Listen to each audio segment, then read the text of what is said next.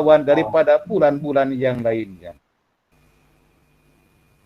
Pada bulan Ramadan ini Rasulullah Shallallahu Alaihi Wasallam dan para sahabat benar-benar memfokuskan dirinya bertakarrub kepada Allah Subhanahu Wa Taala dengan senantiasa mentraining, memanage syahwat yang ada di dalam dirinya, sekaligus juga mentraining dan memanage ibadah kepada Allah Subhanahu Wa Taala.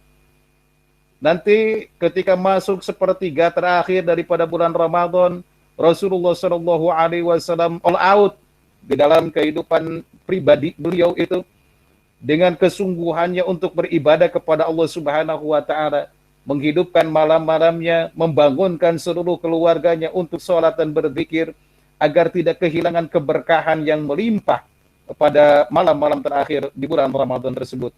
Bahkan beliau menghabiskan waktu tersebut terkhusus untuk beriktikaf di masjid.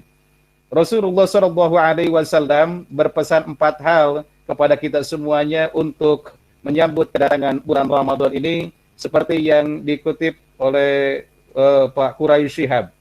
Beliau mengatakan 4 hal pokok dalam bulan Ramadan ini yang harus kita lakukan.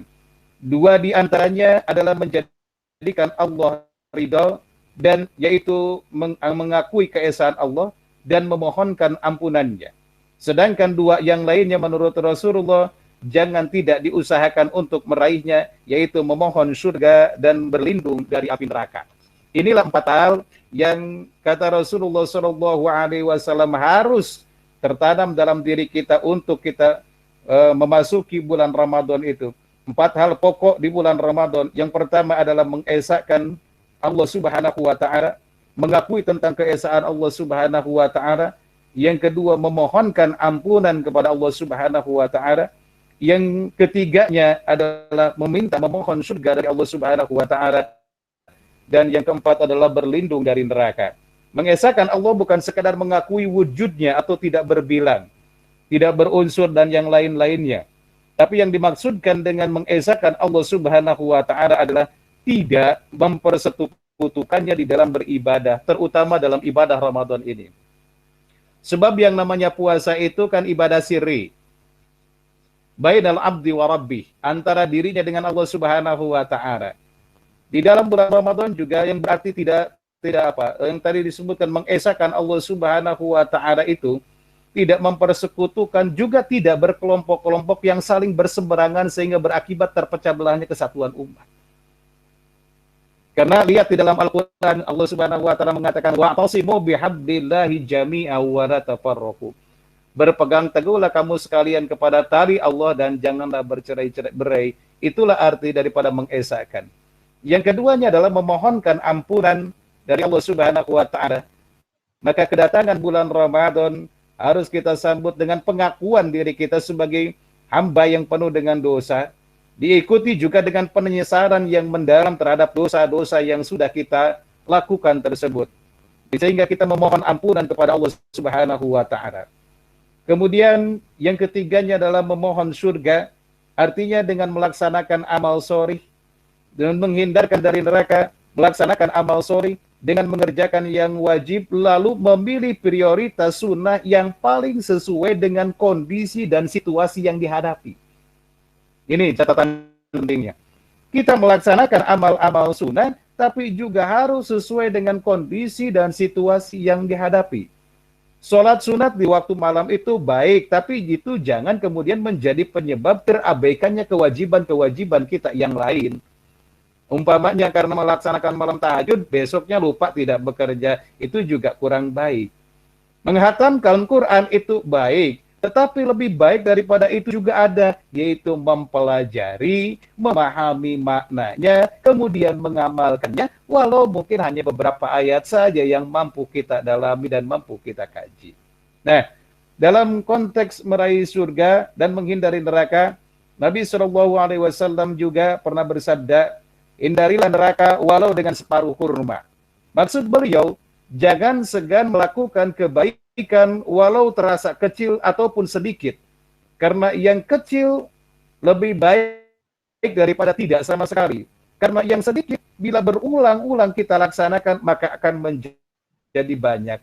beliau juga menyampaikan bahwa seseorang yang bergelimang dosa itu bisa diampuni dosanya oleh Allah Subhanahu wa taala karena hanya dengan memberikan minum seekor anjing.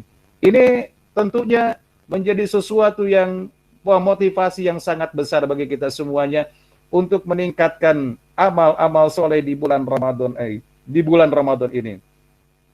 Pun sebaliknya, gitu, kita bermohon kepada Allah Subhanahu wa taala untuk dihindarkan daripada api neraka.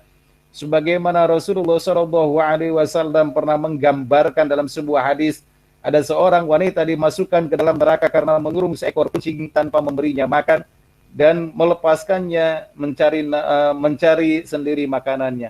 Ini artinya bahwa ada kedoliman yang tanpa terasa kadang-kadang kita lakukan, tanpa terasa kadang-kadang kita laksanakan. Tentunya di bulan Ramadan ini menjadi satu kesempatan untuk kita bertafakur, bertadakur, untuk kemudian merenungi setiap dosa dan kealpaan yang pernah dan telah kita lakukan. Hadirin rahimakumullah, salah satu keteladanan atau sifat bagaimana Rasulullah Shallallahu alaihi wasallam berada di dalam bulan Ramadan itu seperti tadi yang disebutkan, bahwa Rasulullah Shallallahu alaihi wasallam itu jauh lebih dermawan lagi pada saat bulan Ramadan. Diriwayatkan dari Ibnu Abbas radhiyallahu an bahwa Rasulullah Shallallahu alaihi wasallam pernah berkata bahwa Rasulullah Shallallahu alaihi wasallam adalah manusia yang paling dermawan. Dan beliau lebih berdermawan lagi pada saat bulan Ramadan. Tatkala berjumpa dengan Jibril alaihi salam, beliau setiap malam, beliau bertemu hari ini, beliau sudah melaksanakan kedermawanannya. Malam bertemu dengan Jibril, besoknya beliau lebih dermawan lagi. Besok malamnya bertemu lagi dengan malaikat Jibril, maka besoknya lebih lagi dermawan. Bahkan disebutkan bahwa beliau lebih dermawan dengan memberikan kebaikan yang melebihi kecepatan angin yang bertiup. Artinya, tidak ada satu waktu pun yang dilakukan oleh Rasulullah SAW di bulan Ramadan ini kecuali tampaknya kita masuk waktu Isya ya, Pak